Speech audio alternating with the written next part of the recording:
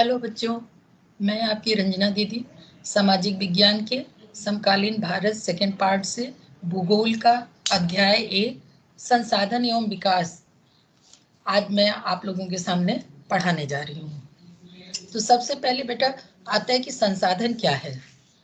आप देखते हैं कि प्रत्येक जीवन में प्रतिदिन हम अपनी विभिन्न तरह की आवश्यकता को पूरा करने के लिए तरह तरह के वस्तुओं का, साधनों का इस्तेमाल करते हैं। तो इस प्रकार प्रत्येक वो साधन जिसे हम अपनी आवश्यकता को पूरा करने के लिए इस्तेमाल करते हैं उसे संसाधन कहते हैं।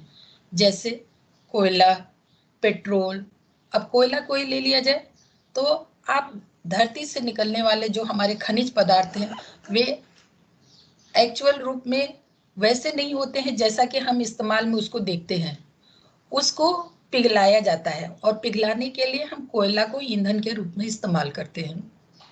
और इस प्रकार कोयला से पिघलाने पे हमें अपना वो उस अयस्क से, जैसे सोना है तो सोना मिल गया, लोहा है तो लोहा मिल गया और हम उसको इस्तेमाल करते हैं।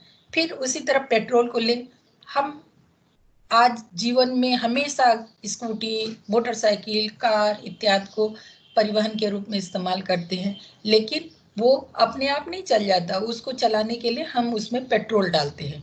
और ये पेट्रोल कैसे मिलता है हमें? तो आपको पता है कि पेट्रोल हमारी धरती के बहुत अंदरूनी क्षेत्र में पाया जाता है, जिसको हम मशीन या जिसे हम कहते हैं टेक्नोलॉजी का इस्तेमाल करके उसको बाहर निकालते हैं, फिर उसको रिफाइंड करते हैं और उसको हम इस्तेमाल में लाते हैं।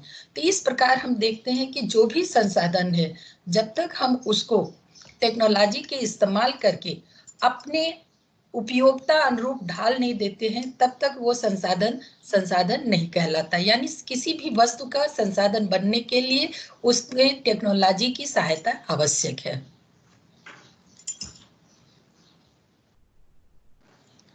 अब हम आपको बताते हैं कि संसाधन कितने प्रकार के होते हैं। संसाधन आप सबसे पहला उत्पत्ति के आधार पे, जैसे नाम से ही पता है कि वो किस तरह वो संसाधन हमें प्राप्त होता है। तो उत्पत्ति के आधार पे हम इसको दो भागों में बांटते हैं, एक जैव संसाधन और दूसरा अजैव संसाधन। अब जैव संसाधन क्या है? ऐसे प्रत्येक संसाधन जिसकी प्राप्ति हमें सजीव यानी जीवों से होती है, वनस्पतियों से होती है, जैसे पेड़ पौधे, पशु पक्षी, इंसान, सब इन जैव संसाधन के अंतर्गत आते हैं। फिर दूसरा है अजैव संसाधन। वे संसाधन हैं जो निर्जीव वस्तुओं से बने हुए हैं और जिन्हें हम अपने उद्देश्य की पूर्ति के लिए साधन के रूप में इस्तेमाल करते हैं, जैसे चट्टान हुई, धातुएं जैसे सोना, चांदी, एल्युमिनियम, लोहा, तांबा इत्यादि। ये सारी चीजें प्राणहीन होती हैं, फिर भी हम उसे अपनी आवश्यकता की पूर्ति के लिए साधन के रूप में इस्तेमाल करते हैं, इसलिए हम उसे अजैव संसाधन कहते हैं।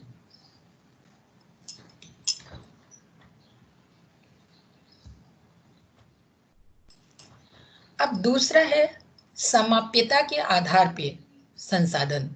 समाप्यता मतलब उसकी लिमिटेशन क्या है, सीमित, वो समाप्त हो सकती है, इसलिए उसको समाप्यता के आधार पे।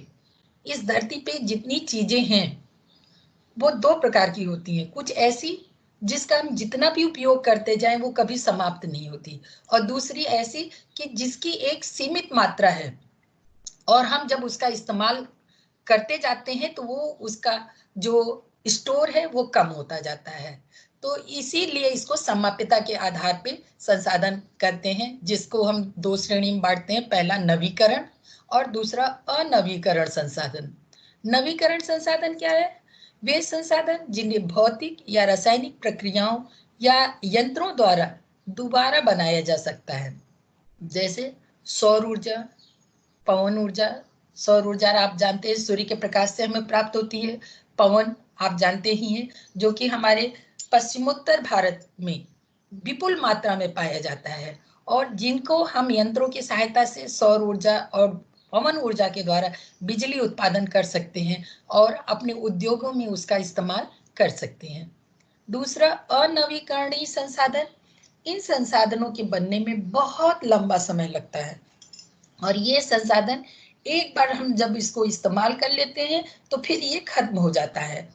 जैसे कोयला, पेट्रोल, खनिज, जीवाश्म ईंधन। कोयला हमने जला दिया, फिर उसका राख ही बचता है। पेट्रोल हमने चलाया, इस्तेमाल किया, वो उड़ जाता है, खाली हो जाता है।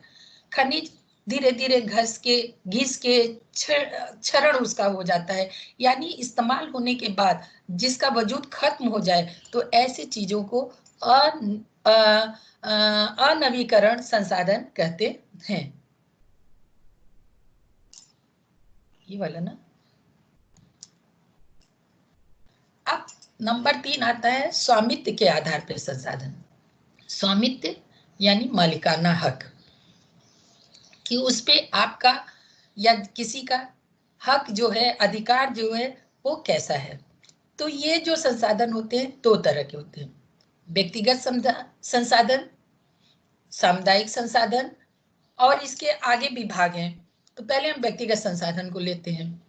ये ऐसे संसाधन होते हैं जिन पे अधिपत्य या जिन पर अधिकार केवल निजी व्यक्तियों का होता है। बहुत से किसानों पर सरकार द्वारा दी गई भूमि होती है, बदले में ये लगान चुकाते हैं। शहरों में लोग भूमि, घर, अन्य जायदाद के मालिक होते हैं। तो जो चीज केवल अपना निजी होता है, जिसपे किसी दूसरे का अधिकार नहीं हो सकता, ऐसे संसाधनों को हम व्यक्तिगत संसाधन कहते हैं। सामुदायिक स्वामित्व, ये ऐसे संसाधन होते हैं जिसमें केवल एक व्यक्ति का नहीं बल्कि उसके समुदाय का, समाज के सभी लोगों का उस पे अधिकार होता है, और उस अधिकार का उपयोग करने से कोई उन्हें रोक भी नहीं सकता है। जैसे शमशान भूमि हुआ, तालाब हुआ, पार्क हुआ, सड़क हुए, ये सब जो चीजें हैं ये सामुदायिक स्वामित्व के होते हैं। इस पे हर कोई इसका इस्तेमाल कर सकता है। तो ऐसे जिन चीजों को सभी मिलके, पूरा समाज मिलके इस्तेमाल करता है, उसे हम सामुदायिक स्वामित्व वाले संसाधन कहते हैं। अब तीसरे नंबर पे आता है राष्ट्रीय संसाधन। नाम से ही स्पष्ट है, राष्ट्र मतलब पूरा देश। ऐसे संसाधन जिस पे देश की सरकार का पूरा अधिकार होता है, ऐसे संसाधनों को राष्ट्रीय संसाधन कहते हैं। जैसे देश की जितने भी खनिज हैं जो जमीन के अंदर या ऊपर हैं, उन सब पे सरकार का अधिकार होता है। देश की जितनी भूभाग है उस पे सरकार का अधिकार होता है। नदी है इत्यादि, रेल परिवहन, ये सब जो, इन सब चीजों पे पूरा का पूरा सरकार का अधिकार होता है। इसीलिए इन्हें राष्ट्रीय संसाधन कहते हैं। अब इसी राष्ट्रीय संसाधन को बताते समय एक चीज हम आपको एक नए शब्द अधिग्रहण के विषय में बताते हैं कि अधिग्रहण क्या है। हर देश की सरकार को यह अधिकार होता है कि वो अपने देश के जिस भूभाग को, जमीन को, खेत को, किसी के निजी मकान को भी चाहे तो सरकारी हित में वो उसको ले सकती है, और बदले में उसे उस वस्तु के, उस जमीन के, उस खेत के बदले में मुआवजा के तौर पे सरकार उसे राशि दे देती है। सरकार जब कभी ऐसे दूसरों की जमीन इत्यादि को सरकारी हित में इस्तेमाल करती है तो उसे अधिग्रहण कहते हैं। जैसे वो वस्तुएं सारे खनिज, जल संसाधन, वन, रेल इत्यादि। अब मान लीजिए किसी का खेत है और सरकार को उधर से कोई सड़क निकालनी है। अब वो खेत तो किसी एक व्यक्ति का होगा, तो सरकार क्या करेगी, उस व्यक्ति को उस खेत की कीमत के बराबर मूल्य दे देगी और बदले में उस जमीन को क्या करेगी, ले लेगी और उस पे अपने देश के विकास से संबंधित कार्य को प्रारंभ कर देगी। तो इस प्रकार उम्मीद करती हूँ कि आपको अधिग्रहण का मतलब समझ में आ गया होगा। फिर चौथा संसाधन जो है अंतरराष्ट्रीय संसाधन। कुछ अंतरराष्ट्रीय संस्थाएं इनका नियंत्रण करती हैं। जैसे तट रेखा से 200 समुद्री मील की दूरी से परे महासागरीय संसाधन पे किसी देश का अधिकार नहीं होता है। कहने का मतलब, जो आप इतने बड़े बड़े महासागर, समुद्र देखते हैं, तो जिस देश की तट सीमा के 200 मील दूर जो क्षेत्र होगा महासमुद्र का, उस पे किसी देश का निजी अधिकार नहीं होता है। लेकिन यदि किसी देश की सरकार उस क्षेत्र में कुछ कार्य करना चाहती है, उससे किसी संसाधन को प्राप्त करना चाहती है, तो उसके लिए उसे अंतरराष्ट्रीय संस्थाओं से परमिशन लेना पड़ता है और इस प्रकार जाके वो उस कार्य को अंजाम दे सकती है। जैसे हमारी भारत सरकार जो है, मैग्नीज को प्राप्त करने के लिए वो अंतरराष्ट्रीय संस्थाओं से आज्ञा लेके समुद्र में अपना उत्पादन कार्य कर रही है। अब अगला नंबर आता है कि विकास के स्तर पे संसाधन क्या है। तो पहला है इसमें विकास के स्तर पे संभावी संसाधन। ये कैसे संसाधन है? तो ये वे संसाधन है जो किसी प्रदेश में विद्यमान तो रहते हैं पर इनका उपयोग नहीं किया गया है। और क्यों नहीं किया गया है? क्योंकि उसके उपयोग के लिए जो आवश्यक संसाधन यानी टेक्नोलॉजी है वो हमारे पास नहीं है। क्योंकि हमने आपको बताया कि कोई भी संसाधन तब तक सार्थक नहीं है जब तक कि हम उसमें टेक्नोलॉजी का इस्तेमाल ना करें। उदाहरण के लिए भारत के पश्चिमी भाग राजस्थान व गुजरात में सौर ऊर्जा एवं पवन ऊर्जा की संभावनाएं बहुत अधिक है, परंतु अभी तक उसका उपयोग नहीं हो सका है, इसीलिए इसे हम संभावी संसाधन कहते हैं। दूसरा है विकसित संसाधन। ये वे संसाधन है जिनका सर्वेक्षण तो किया जा चुका है, यानी पता लगाया जा चुका है कि ये हमारे देश में है, कितनी मात्रा में है और कब तक हम इसका किस प्रकार उपयोग कर सकते हैं, सारी चीजें पता की जा चुकी हैं, लेकिन अभी भी इनका इस्तेमाल हमने नहीं किया है, तो इन्हें हम विकसित संसाधन कहते हैं। अब आता है भंडार, कि भंडार किसे कहते हैं। आप देखते हैं कि हर के घर में एक भंडार का कमरा होता है।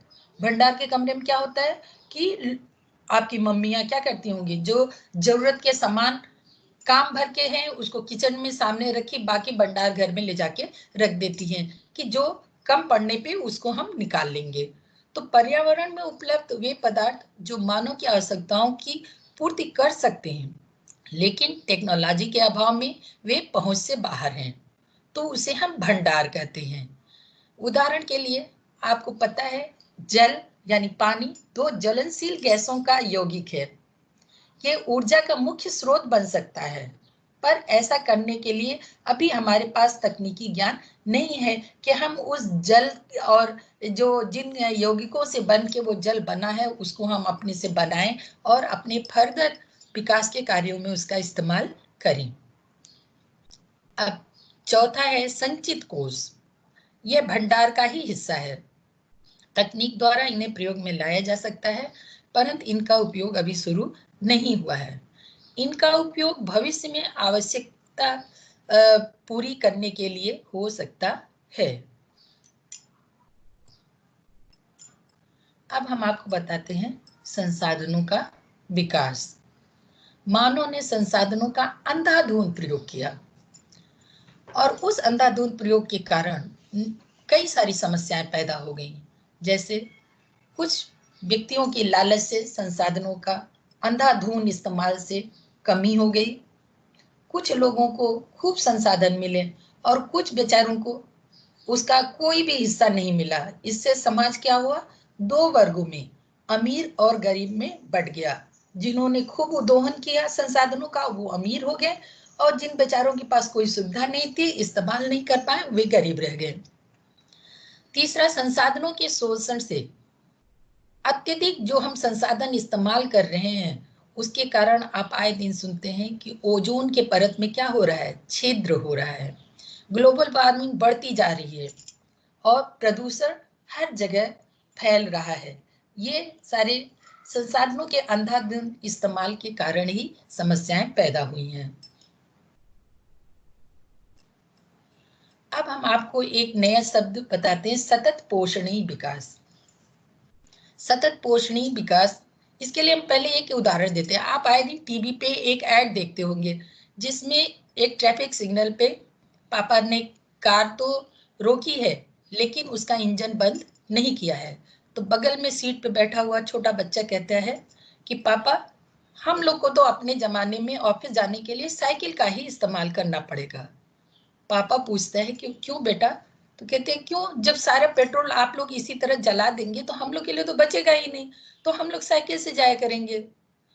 तो अर्थात सतत पोषणीय विकास का मतलब है कि हमको विकास इस तरह करना है कि हम अपने आने वाली पीढ़ी के लिए भी संसाधन को बचा के रख सके और पर्यावरण को किसी प्रकार का नुकसान न होने पाए। इसके बाद हम रियो सम्मेलन पृथ्वी सम्मेलन के विषय में बता रहे हैं। रियो सम्मेलन क्या है? ये पृथ्वी के संरक्षण के लिए ब्राजील, जो कि एक देश है, उसके एक शहर रियो डी जेनेरो में 1992 में आयोजित किया गया, जिसके आयोजन का मुख्य उद्देश्य क्या था? पर्यावरण का संरक्षण करना। जलवायु परिवर्तन, ग्लोबल वार्मिंग, गरीबी, रोग जैसे मुद्दों पे इस पे विचार किया गया कि किस प्रकार हम अपने विश्व के समस्त देशों को और इस धरती को इन सारी समस्याओं से हम निजात दिला पाएंगे, इस पर विचार किया गया।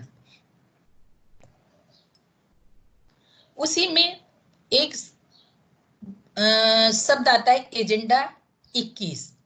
तो ये एजेंडा 21 क्या है?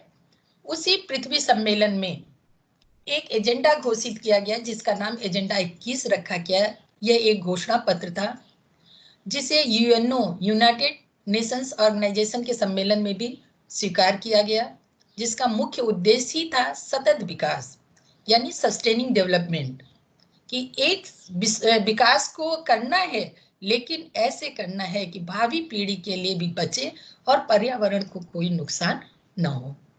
इस तरह बच्चों हमने आपको आज संसाधन क्या है, संसाधन कितने प्रकार का होता है, और फिर पृथ्वी सम्मेलन यानी रियो सम्मेलन, एजेंडा 21 इत्यादि के विषय में आपको विस्तार से बताया। अब इससे आगे का पार्ट चूंकि काफी लंबा है तो हम आपको कल इसके विषय में और बातें बताएंगे। अब आगे मैं आपको गृह कार्य भी दे दूंगी।